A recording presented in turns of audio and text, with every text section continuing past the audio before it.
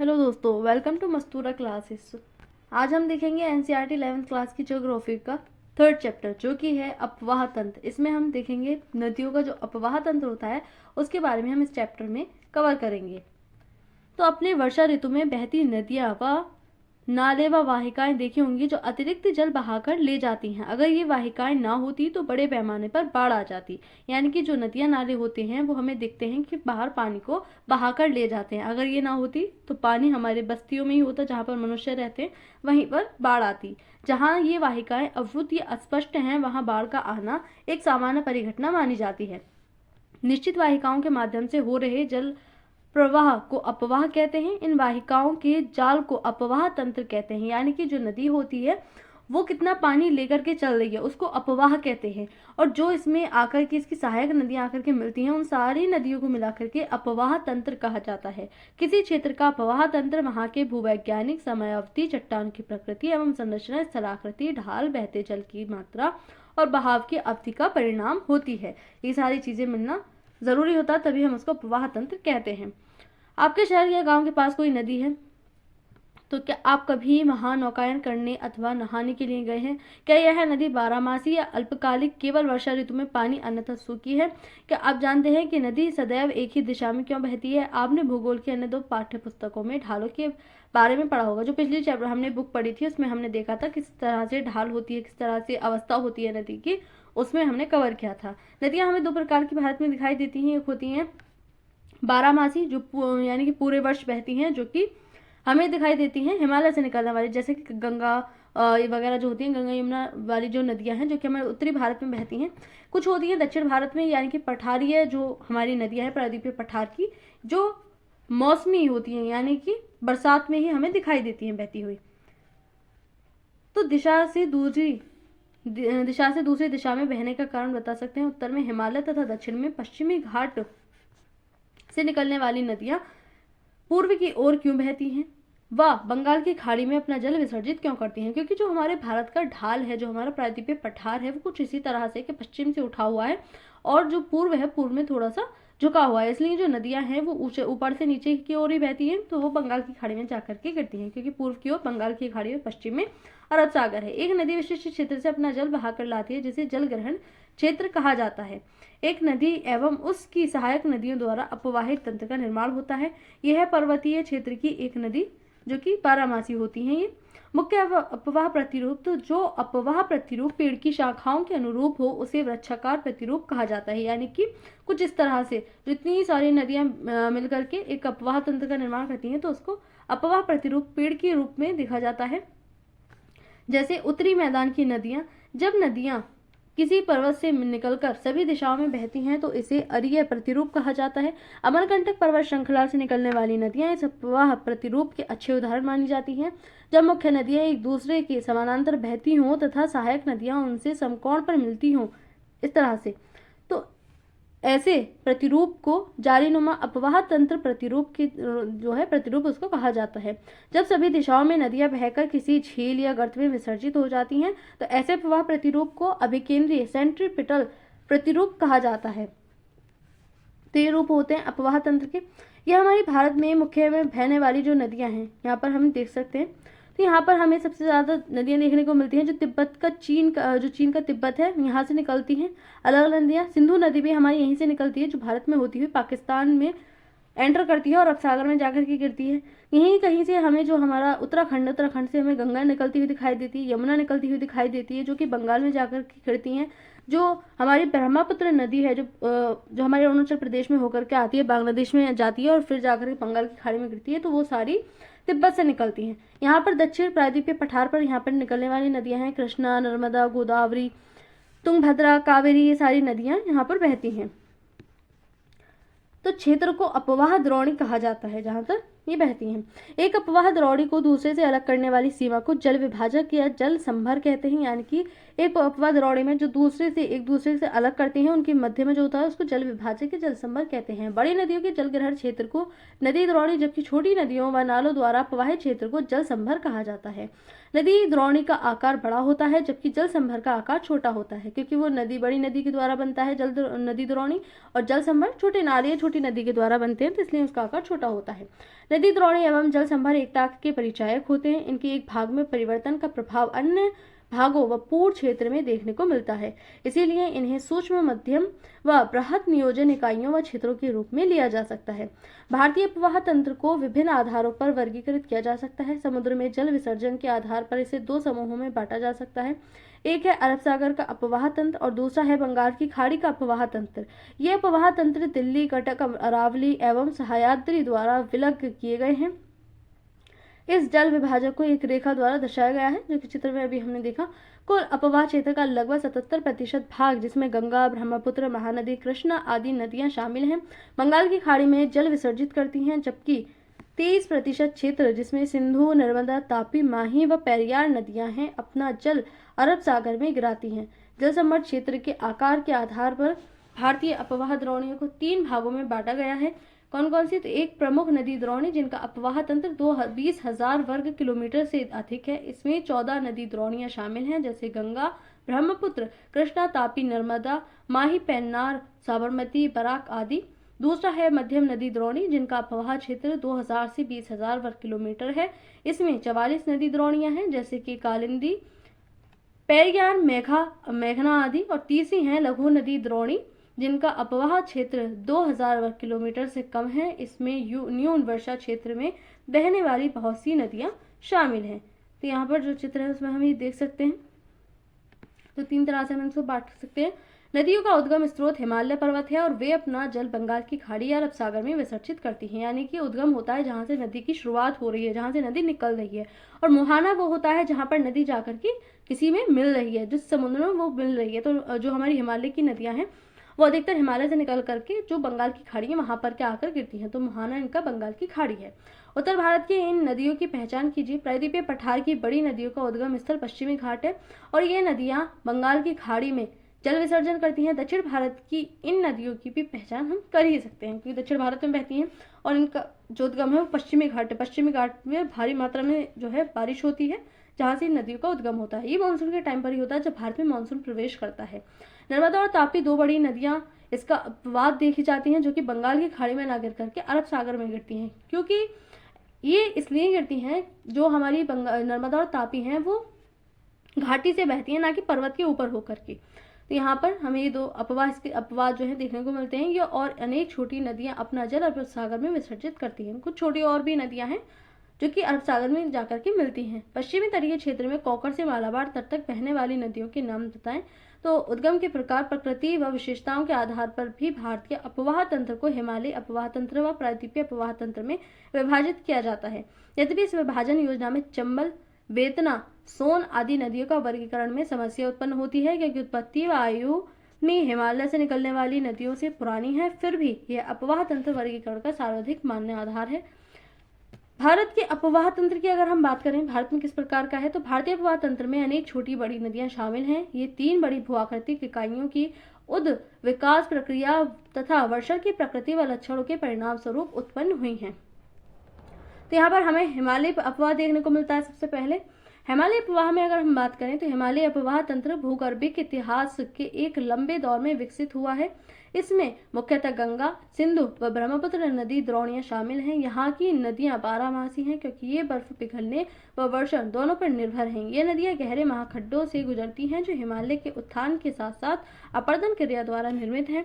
महाखड्डों के अतिरिक्त ये नदियां अपने पर्वतीय मार्ग में 5 यानी कि वी आकार की घाटियां, छिप्रिकाएं व जलप्रपात भी बनाती हैं। जो ये नदियां होती हैं, महाखड्ड कैसे होता है, जैसे कि इसको काट करके चलती हैं, जो पर्वत होता है उसको काट देती हैं, तो इससे वी आकार की घाटियां हमें दिखाई देती हैं।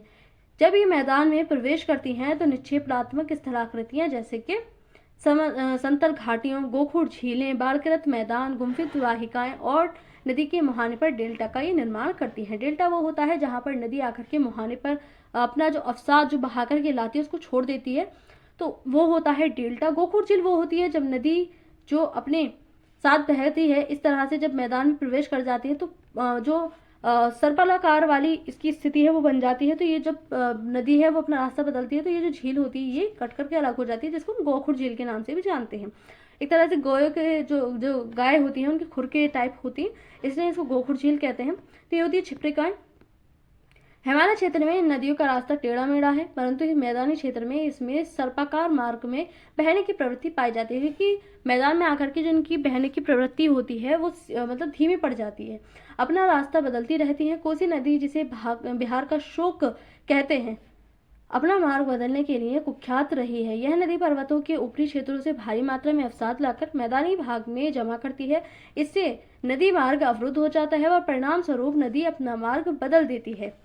कोसी नदी ऊपरी पर्वतीय क्षेत्र से इतनी भारी मात्रा में अवसाद कहलाती है क्योंकि वो बहुत तेजी से, एक तो ऊंचाई से आ रही है, दूसरा बहुत स्पीड के साथ जब नदियां बह करके आती हैं तो वहां पर अपने साथ बहुत सारा अवसाद ये लेकर के आती हैं। तो क्या आप सोचते हैं कि सामान्यतः नदियों में और विशेष तौर पर कोसी नदी में जल का बहाव व मात्रा एक समान रहती है या घटती बढ़ती रहती है? तो ये पानी के ऊपर डिपेंड करता है। नदी में कब जल की मात्रा अत्यधिक होगी, बाढ़ के सकारात्मक और नकारात्मक प्रभाव भी हम यहाँ पर देखने को मिल सकते हैं। हिमालय पर्वतीय प्रवाह तंत्र का विकास किस तरह से है? तो हिमालय पर्वतीय नदियों के विकास के बारे में मतभेद है। यद्यपि भूवैज्ञानिक मानते हैं कि मायोसीन कल्प में लगभग 2.4 करोड़ से 50 लाख वर्ष पहले एक विशाल नदी, जिसे शिवालिक या इंडो ब्रह्मा कहा गया है, हिमालय के संपूर्ण अनुदैर्घ्य विस्तार के साथ असम से पंजाब तक बहती थी और अंत में निचले पंजाब के पास सिंध की खाड़ी में अपना पानी विसर्जित करती थी। शिवालिक पहाड़ियों की असाधारण निरंतरता, इनका सरोवरी उद्गम और इनका जलोढ़ निक्षेप से बना होना, जिसमें रेत, मृत्तिका, चिकनी मिट्टी, गोलाश्म व कॉन्ग्लोमेरेट शामिल है, इस धारणा की पुष्टि करते हैं। ऐसा माना जाता है कि कालांतर में इंडो ब्रह्मा नदी 3 मुख्य अपवाह क्षेत्रों में बट गई। पश्चिम में सिंध और इसकी 5 सहायक नदियां, मध्य में गंगा और हिमालय से निकलने वाली इसकी सहायक नदियां, और पूर्व में ब्रह्मपुत्र का भाग व हिमालय से निकलने वाली इसकी सहायक नदियां। विशाल नदी का इस तरह विभाजन संभवतः प्लीस्टोसीन काल में हिमालय के पश्चिमी भाग में व पोटवार पठार दिल्ली रिज के उत्थान के कारण हुआ है। यह क्षेत्र सिंधु व गंगा अपवाह तंत्रों के बीच जल विभाजक बन गया। इसी प्रकार मध्य प्लीस्टोसीन काल में राजमहल पहाड़ियों और मेघालय पठार के मध्य स्थित मालदा गैप के अधोक्षेपण हुआ, जिसमें गंगा और ब्रह्मपुत्र नदी तंत्रों के दिक् परिवर्तन हुआ और वे बंगाल की खाड़ी की ओर प्रवाहित हुई। हिमालय की अपवाह तंत्र की बात करें, अपवाह तंत्र की नदियां, तो यहाँ पर हम देखने को मिल सकता है कि हिमालय अपवाह में अनेक नदी तंत्र हैं, मगर निम्नलिखित नदी तंत्र प्रमुख इसमें देखने को मिलते हैं।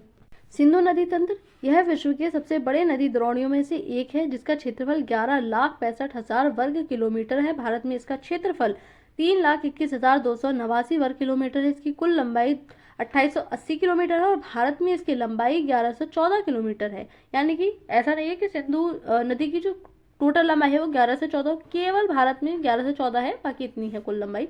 भारत में यह हिमालय की नदियों में सबसे पश्चिमी है। जो सबसे पश्चिमी नदी हमें देखने को मिलती है वो भारत में हिमालय की यही देखने को मिलती है। इसका उद्गम तिब्बती क्षेत्र में कैलाश पर्वत श्रेणी में बोखौचू के निकट एक हिमनद 3115 और 1840 के पूर्व से होता है, जो हमारे देशांतर है, और जो 4164 मीटर की ऊंचाई पर स्थित है। तिब्बत में इसे सिंगी खंबान अथवा शेर मुख कहते हैं। अलग अलग जगह पर अलग अलग नदियों के जो नाम है वो देखने को मिलते हैं।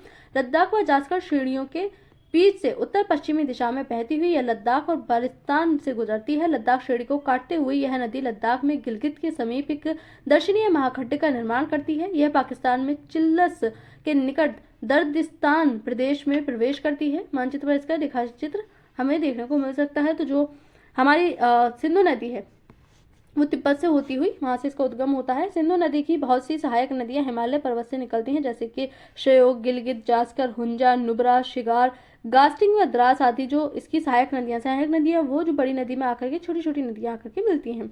अनंत यह नदी अटक के निकट पहाड़ियों से बाहर निकलती है। वहां दाहिने तट पर काबुल नदी इसमें मिलती है। इसके दाहिने तट पर मिलने वाली अन्य मुख्य सहायक नदियां खुर्रम, तोची, गोलम, विबोआ और संगर हैं। ये सभी नदियां सुलेमान श्रेणियों से निकली हैं। यह नदी दक्षिण की ओर बहती हुई मिथनकोट के निकट पंचनद का जल प्राप्त करती हैं। पंचनद नाम पंजाब की पांच मुख्य नदियों सतलुज, व्यास, रावी, चेनाब और झेलम आदि से दिया गया है। जो पांच ये मुख्य नदियां हैं वो इसकी प्रमुख सहायक नदियां हैं। अंत में सिंधु नदी कराची के पूर्व में अरब सागर में जा गिरती है। अरब सागर में जाकर के मिलती है। इसका जो मुहाना है वो अरब सागर है।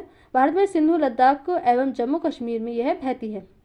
झेलम जो सिंधु की महत्वपूर्ण सहायक नदी है, कश्मीर घाटी के दक्षिण पूर्व भाग में पीर पंजाल गिरिपथ में स्थित वीरनाग झरने से निकलती है। पाकिस्तान में प्रवेश करने से पहले यह नदी श्रीनगर और वूलर झील से बहते हुए एक तंग व गहरे महाखड्ड से गुजरती है। पाकिस्तान में झंग के निकट यह चेनाब नदी से मिलती है। चेनाब सिंधु की सबसे बड़ी सहायक नदी है। यह चंद्रा और भागा दो सरिताओं के मिलने से बनती है।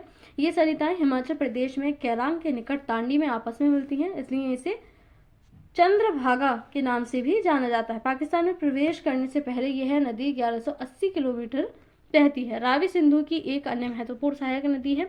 यह हिमाचल प्रदेश की कुल्लू पहाड़ियों में रोहतांग दर्रे के पश्चिम से निकलती है और राज्य की चंबा घाटी से बहती है। पाकिस्तान में प्रवेश करने व सराय सिंधु के निकट चेनाब नदी में मिलने से पहले यह नदी पीर पंजाल के दक्षिण पूर्वी भाग व धौलाधर के बीच प्रदेश से प्रवाहित होती है। व्यास सिंधु की अन्य महत्वपूर्ण सहायक नदी है, जो समुद्र तल से 4,000 मीटर की ऊंचाई पर रोहतांग के दर्रे के निकट व्यास कुंड से निकलती है। यह नदी कुल्लू घाटी से गुजरती है और धौलाधर श्रेणी में काती और लारगी में महाखड्ड का निर्माण करती है। यह पंजाब के मैदान में प्रवेश करती है, जहां हरी के पास सतलुज नदी में जाके ये मिल जाती है।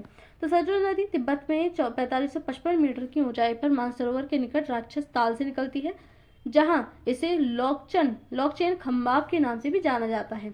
वहां पर इसको लॉकचेन खंबाब के नाम से जानते हैं। भारत में प्रवेश करने से पहले ये लगभग 400 मीटर तक सिंधु नदी के समानांतर बहती है और रोपड़ में एक महाखड्ड से निकलती है। ये हिमालय पर्वत श्रेणी में शिपकिला से बहती हुई पंजाब के मैदान में प्रवेश करती है। यह एक पूर्ववर्ती नदी है। यह एक अत्यंत महत्वपूर्ण सहायक नदी है, क्योंकि यह भाखड़ा नागल परियोजना के नहर तंत्र का पोषण करती है। जो भाखड़ा नागल परियोजना है हमारे देश की सबसे महत्वपूर्ण परियोजना, वो इसी नदी पर बनाया गया है। गंगा नदी तंत्र की बात करें तो ये था सिंधु नदी का पूरा तंत्र। अब हम गंगा नदी तंत्र की बात करें तो अपनी द्रोणी और सांस्कृतिक महत्व दोनों के दृष्टिकोण से गंगा भारत की सबसे महत्वपूर्ण नदी है। सबसे लंबी और सबसे ज्यादा पानी लेकर के चलने वाली जो गंगा है वो यहाँ पर मानी जाती है। सबसे पवित्र नदी भी गंगा को माना जाता है। यह नदी उत्तराखंड राज्य के उत्तरकाशी जिले में गौमुख के निकट गंगोत्री हिमनद से 3900 मीटर की ऊंचाई से निकलती है। जो गंगा है, गंगा का नाम बाद में पड़ता है भागीरथी और अलकनंदा जो नदियां हैं वो इनकी मिलने से इसका नाम पड़ा है। यह भागीरथी के नाम से जानी जाती है। यह मध्य व लघु हिमालय श्रेणियों को काटकर तंग महाखड्डों से होकर गुजरती है। देवप्रयाग में भागीरथी अलकनंदा से मिलती है और इसके बाद गंगा ये कहलाती है। इससे पहले भागीरथी और अलकनंदा दो अलग अलग नदियां हैं। जब इनका देवप्रयाग में संगम होता है उसके बाद में इसको गंगा कहा जाता है। अलकनंदा नदी का स्रोत बद्रीनाथ के ऊपर सतोपत हिमनद है। ये अलकनंदा धौली और विष्णु गंगा धाराओं से मिलकर बनती है, जो जोशीमठ या विष्णु प्रयाग में मिलती है। अलकनंदा की एक अन्य नदी पिंडार है, जो इससे कर्णप्रयाग में मिलती है, जबकि मंदाकिनी या काली गंगा इसे रुद्रप्रयाग में मिलती है। गंगा नदी हरिद्वार में मैदान में प्रवेश करती है। यहाँ से यह पहले दक्षिण की ओर, फिर दक्षिण पूर्व की ओर और फिर पूर्व की ओर बहती है। अंत में यह दक्षिणमुखी होकर जो जल वितरिकाओं धाराओं भागीरथी और पद्मा में विभाजित हो जाती है। इस नदी की लंबाई 2525 किलोमीटर है। यह उत्तराखंड में 110 किलोमीटर, उत्तर प्रदेश में 1450 किलोमीटर, बिहार में 445 और पश्चिम बंगाल में 520 किलोमीटर मार्ग तय करती है। और इसी नदी की वजह से जो मैदान है, मैदानों का निर्माण होता है। गंगा द्रोणी केवल भारत में लगभग 8.6 लाख वर्ग किलोमीटर क्षेत्र में फैली हुई है। यह भारत का सबसे बड़ा अपवाह तंत्र बनाती है, जिससे उत्तर हिमालय में निकलने वाली बारहमासी व अनित्यवाही नदियां और दक्षिण में प्रायद्वीप से निकलने वाली अनित्यवाही नदियां शामिल हैं। सोन इसके दाहिने किनारे पर मिलने वाली प्रमुख सहायक नदी है। बाएं तट पर मिलने वाली महत्वपूर्ण सहायक नदियां रामगंगा, गोमती, घाघरा, गंडक, कोसी व महानंदा है। सागर द्वीप के निकट यह नदी अनंत बंगाल की खाड़ी में जा मिलती है। तो क्या आप जानते हैं कि नमामि गंगे परियोजना एक एकीकृत संरक्षण मिशन है जो गंगा को साफ करने के लिए चलाया गया था, जिसे जून 2014 में केंद्र सरकार द्वारा प्रमुख कार्यक्रम के रूप में अनुमोदित किया गया। इसमें राष्ट्रीय नदी गंगा से संबंधित 2 उद्देश्य थे: प्रदूषण के प्रभाव को कम करना तथा उसके संरक्षण और कायाकल्प को पूरा करना। नमामि गंगे कार्यक्रम के मुख्य स्तंभ अगर हम देखें तो सीवेज ट्रीटमेंट व्यवस्था की गई, नदी किनारे का विकास करना था, इसमें नदी सतह सफाई, जैव विविधता, वनीकरण, जन जागरूकता, औद्योगिक अपशिष्ट निगरानी, गंगा प्रोग्राम, ये सारी जो थे इसमें स्तंभ रखे गए थे, पिलर थे इस परियोजना की। यमुना गंगा की सबसे पश्चिमी और सबसे लंबी सहायक नदी है। इसका स्रोत यमुनोत्री हिमनद है जो हिमालय में बंदरपुछ श्रेणी की पश्चिमी ढाल पर 63 से 16 मीटर ऊंचाई पर स्थित है। प्रयाग इलाहाबाद में इसका गंगा से संगम होता है। प्रायद्वीप पठार से निकलने वाली चंबल, सिंध, बेतवा व कैन इसके दाहिने तट पर मिलती हैं, जबकि हिंडन, रिंद, सेंगर, वरुणा आदि नदियां इसके बाएं तट पर मिलती हैं। इसका अधिकांश जल सिंचाई उद्देश्यों के लिए पश्चिमी और पूर्वी यमुना नहरों तथा आगरा नहर में आता है। चंबल नदी मध्य प्रदेश के मालवा पठार में महू के निकट निकलती है और उत्तरमुखी होकर एक महाखड्ड से बहती हुई राजस्थान में कोटा पहुंचती है, जहां इस पर गांधी सागर बांध बनाया गया है। कोटा से यह बूंदी, सवाई माधोपुर और धौलपुर होती हुई यमुना नदी में मिल जाती है। चंबल अपनी उत्खात भूमि वाली भू आकृति के लिए प्रसिद्ध है, जिसे चंबल खड्ड कहा जाता है। गंडक नदी 2 धाराओं काली गंडक और त्रिशूल गंगा के मिलने से बनती है। यह नेपाल हिमालय में धौलागिरी व माउंट एवरेस्ट के बीच निकलती है और मध्य नेपाल को अपवाहित करती है। बिहार के चंपारण जिले में यह गंगा मैदान में प्रवेश करती है और पटना के निकट सोनपुर में गंगा नदी में जा मिलती है। घाघरा नदी चुंगो हिमनद से निकलती है तथा तिला, सेती व बेरी नामक सहायक नदियों का जलग्रहण करने के उपरांत यह शीशा पानी में एक गहरे महाखड्ड का निर्माण करते हुए पर्वत से बाहर निकलती है। शारदा नदी, काली या काली गंगा, इससे मैदान में मिलती है और अंत छपरा में यह गंगा नदी में विलीन हो जाती है। कोसी एक पूर्ववर्ती नदी है जिसका स्रोत तिब्बत में माउंट एवरेस्ट के उत्तर में है, जहां से इसकी मुख्य धारा अरुण निकलती है। नेपाल में मध्य हिमालय को पार करने के बाद इसमें पश्चिम से सोन कोसी और पूर्व से तोमर कोसी मिलती है। अरुण नदी से मिलकर यह सप्त कोसी बनाती है। रामगंगा नदी गैरसैंण के निकट गढ़वाल की पहाड़ियों से निकलने वाली अपेक्षाकृत छोटी नदी है। शिवालिक को पार करने के बाद यह अपना मार्ग दक्षिण पश्चिम दिशा की ओर बनाती है और उत्तर प्रदेश में नाजिदाबाद के निकट मैदान में प्रवेश करती है। अंत में कन्नौज के निकट यह गंगा नदी में जाकर के जो है मिल जाती है। छोटा नागपुर पठार के पूर्वी किनारे पर दामोदर नदी बहती है और ब्रज घाटी में होती हुई हुगली नदी में गिरती है। बराकर इसकी एक मुख्य सहायक नदी है। कभी बंगाल का शोक कही जाने वाली इस नदी को दामोदर घाटी कॉरपोरेशन नामक एक बहुउद्देशीय परियोजना ने वश में कर लिया है। शारदा या सरयू नदी का उद्गम नेपाल हिमालय में मिलाम हिमनद में है, जहां इसे गौरी गंगा के नाम से भी जाना जाता है। यह भारत नेपाल सीमा के साथ बहती हुई, जहां इसे काली या चाइक कहा जाता है, जो काली नदी भारत और नेपाल के बीच सीमा बनाती है, वो यही नदी है। घाघरा नदी में जाकर के जो है ये मिल जाती है। गंगा नदी गंगा की एक अन्य महत्वपूर्ण सहायक नदी महानंदा है, जो दार्जिलिंग पहाड़ियों से निकलती है। यह नदी पश्चिमी बंगाल में गंगा के बाएं तट पर मिलने वाली अंतिम सहायक नदी है, जो महानंदा नदी है। गंगा के दक्षिण तट पर सोन एक बड़ी सहायक नदी है, जो अमरकंटक पठार से निकलती है। पठार के उत्तरी किनारे पर जलप्रपातों की श्रृंखला बनाती हुई यह नदी पटना से पश्चिम में आरा के पास गंगा नदी में विलीन हो जाती है। ब्रह्मपुत्र नदी तंत्र की अगर हम बात करें, हमने ये सिंधु नदी देख ली और गंगा नदी देख ली, इसके बाद हम ब्रह्मपुत्र नदी देखेंगे। तो विश्व की सबसे बड़ी नदियों में से एक ब्रह्मपुत्र का उद्गम कैलाश पर्वत श्रेणी में मानसरोवर झील के निकट चैमा युंगडुंग हिमनद में है, जो कि तिब्बत से होता है। यहाँ से यह पूर्व दिशा में अनुदैर्ध्य रूप में बहती हुई दक्षिणी तिब्बत के शुष्क व समतल मैदान में लगभग 1200 किलोमीटर की दूरी तय करती है, जहाँ इसे सांगपो के नाम से जाना जाता है। यानी कि इसको तिब्बत में सांगपो के नाम से जानते हैं, जिसका अर्थ है शोधक। तिब्बत के रांगो सांगपो इसके दाहिने तट पर एक प्रमुख सहायक नदी है। मध्य हिमालय में नमचा बरवा के निकट एक गहरे महाखड्ड का निर्माण करती हुई यह एक प्रक्षुब्ध व तेज बहाव वाली नदी के रूप में बाहर निकलती है। हिमालय के गिरिपथ में यह सिशंग या दिशंग के नाम से निकलती है। अरुणाचल प्रदेश में सातिया कस्बे के पश्चिम में यह नदी भारत में प्रवेश करती है। दक्षिण पश्चिम दिशा में बहते हुए इसके बाएं तट पर इसकी प्रमुख सहायक नदियां दिबांग या सिकांग और लोहित मिलती हैं और इसके बाद यह नदी ब्रह्मपुत्र के नाम से जानी जाती है। यानी कि जब ये भारत में प्रवेश कर जाती है जब इसको ब्रह्मपुत्र नदी कहते हैं। असम घाटी में अपनी 750 किलोमीटर की यात्रा में ब्रह्मपुत्र में असंख्य सहायक नदियां आकर मिलती हैं। इसके बाएं तट की प्रमुख सहायक नदियां बूढ़ी, दिहिंग और धनसरी दक्षिण है, जबकि दाएं तट पर मिलने वाली महत्वपूर्ण सहायक नदियां में सुबनसिरी, कामेक, मानस व संकोश हैं। सुबनसिरी जिसका उद्गम तिब्बत में है, एक महत्वपूर्णवर्ती नदी है। ब्रह्मपुत्र नदी बांग्लादेश में प्रवेश करती है और फिर दक्षिण दिशा में बहती है। बांग्लादेश में यह जमुना कहलाती है और तिस्ता नदी इसके दाहिने किनारे पर मिलती है। अंत में यह नदी पद्मा के साथ मिलकर बंगाल की खाड़ी में जा गिरती है, यानी कि ये भी बंगाल की खाड़ी में मिलती है। ब्रह्मपुत्र नदी बाढ़ मार्ग परिवर्तन एवं तटीय पर्यटन के लिए जानी जाती है। भारी मात्रा में बाढ़ आती है इसे अरुणाचल प्रदेश में। ऐसा इसलिए है क्योंकि इसकी अधिकतर सहायक नदियां बड़ी हैं और इनके जलग्रहण क्षेत्रों में भारी वर्षा के कारण इनमें अत्यधिक अवसाद बहकर आते हैं। क्योंकि इसमें जो सहायक नदियां इसके आकर के मिलती हैं ब्रह्मपुत्र की, वो भी बहुत बड़ी बड़ी नदियां आकर के मिलती हैं, जिसकी वजह से ये भारी तबाही मचाती है। प्रायद्वीपीय अपवाह तंत्र की बात कर हम करें, अभी तक हमने हिमालय वाली जो नदियां हैं उसको देख ली, अब हम प्रायद्वीपीय अपवाह तंत्र की बात करेंगे। प्रायद्वीपीय अपवाह तंत्र हिमालय अपवाह तंत्र से पुराना है। यह तथ्य नदियों की प्रौढ़ावस्था और नदी घाटियों के चौड़ा व उथला होने से प्रमाणित होता है। यानी कि जो प्रायद्वीपीय पठार है वो सबसे पुरानी संरचना मानी जाती है भारत में। पश्चिमी तट के समीप स्थित पश्चिमी घाट बंगाल की खाड़ी में गिरने वाली प्रायद्वीपीय नदियों और अरब सागर में गिरने वाली छोटी नदियों के बीच जल विभाजक का कार्य करता है। नर्मदा और तापी को छोड़कर अधिकतर प्रायद्वीपीय नदियां पश्चिम से पूर्व की ओर बहती हैं। केवल नर्मदा और तापी दो ऐसी नदियां हैं जो पूर्व की ओर बहती हैं, यानी जो पश्चिम की ओर बहती हैं, पूर्व से पश्चिम की ओर, जो अरब सागर में गिरती हैं। वरना सारी नदियां जितनी भी प्रायद्वीपीय पठार की हैं वो सब बंगाल की खाड़ी में गिरती हैं, यानी कि पश्चिम से पूर्व की ओर बहती हैं।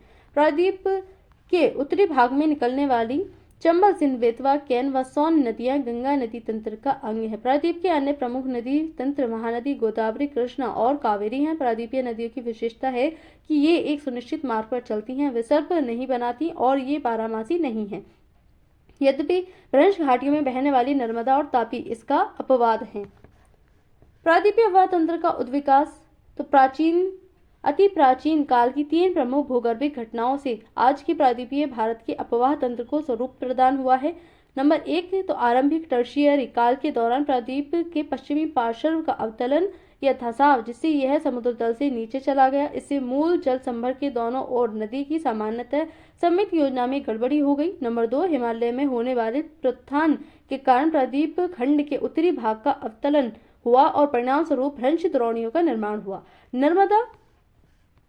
नर्मदा और तापी इन्हीं भ्रंश घाटियों में बह रही हैं, क्योंकि भ्रंश घाटियों में बह रही हैं, जिसकी वजह से ये पूर्व से पश्चिम की ओर बह जाती हैं। अगर ऊपर पर्वत पर चढ़कर बहती तो कभी नहीं बह पाती और अपरद पदार्थ से मूल दरारों से भर रही हैं। इसलिए इन नदियों में जलोढ़ व डेल्टा निक्षेप की कमी पाई जाती है, क्योंकि यहाँ पर जो अवसाद है वो बहुत कम मिलता है, जिसकी वजह से इनसे डेल्टा नहीं बन पाता।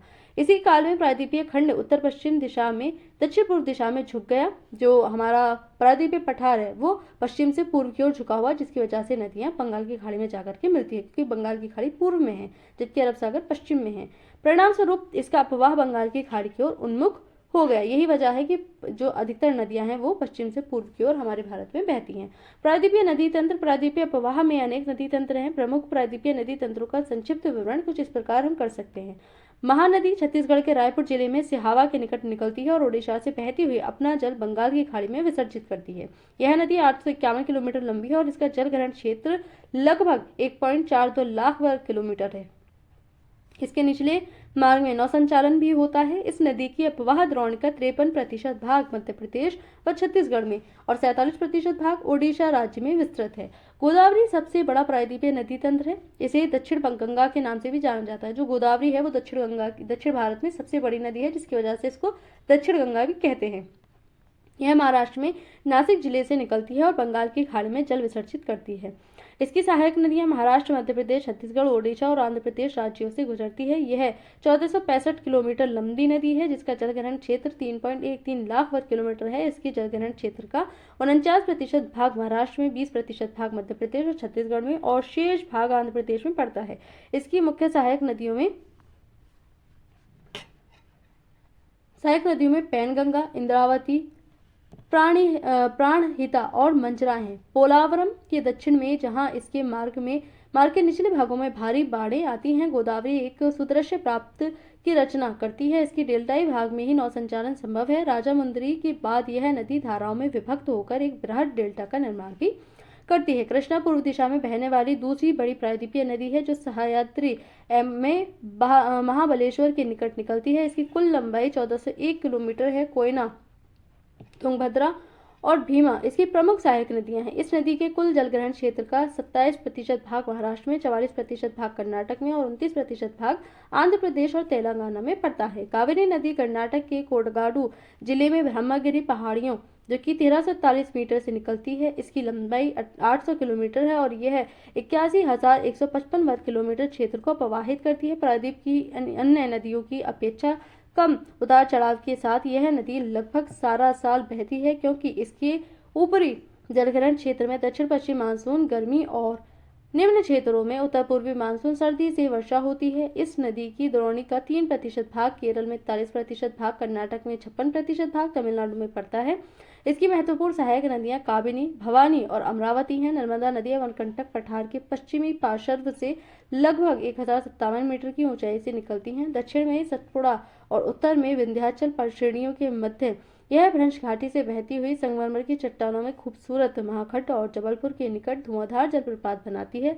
लगभग 1312 किलोमीटर दूरी तक बहने के बाद यह भड़ोज के दक्षिण में अरब सागर में मिलती है और 27 किलोमीटर लंबा जारन्मुख बनाती है। सरदार सरोवर परियोजना इसी नदी पर जो है स्थित है। जो हमें सरदार सरोवर परियोजना दिखाई देती है, परियोजना इन द सेंस जो डैम बनाए जाते हैं उसको हम परियोजना कहते हैं। नर्मदा के संरक्षण के लिए प्रारंभ की गई योजना नमामि देवी नर्मदे, जैसे गंगा के लिए योजना चलाई गई है नमामि गंगे, उसी तरह से नर्मदा के लिए भी योजना चलाई गई। तापी पश्चिमी दिशा में बहने वाली एक अन्य महत्वपूर्ण नदी है। यह मध्य प्रदेश में बैतूल जिले में मुल्ताई से निकलती है। यह 724 किलोमीटर लंबी नदी है और लगभग 65,145 वर्ग किलोमीटर क्षेत्र को प्रवाहित करती है। इसके अपवाह क्षेत्र का 79% भाग महाराष्ट्र में, 15% भाग मध्य प्रदेश में और 6% भाग गुजरात में पड़ता है। अरावली के पश्चिम में लूनी राजस्थान का सबसे बड़ा नदी तंत्र है। यह पुष्कर के समीप दो धाराओं सरस्वती और सागरमती के रूप में उत्पन्न होती है, जो गोविंदगढ़ के निकट आपस में मिल जाती है। यहाँ से यह नदी अरावली पहाड़ियों से निकलती है और लूनी कहलाती है। इसके बाद में लूनी कहलाती है इन दोनों के मिलने के बाद में। तलवाड़ा तक यह पश्चिम दिशा में बहती है और तत्पश्चात दक्षिण पश्चिम दिशा में बहती हुई कच्छ के रन में जा मिलती है। यह संपूर्ण नदी तंत्र अल्पकालिक है। नदी जल उपयोग की सीमा किस तरह से हो सकती है? तो भारत की नदियां प्रतिवर्ष जल की विशाल मात्रा का वहन करती हैं, लेकिन समय व स्थान की दृष्टि से इसका वितरण समान नहीं है।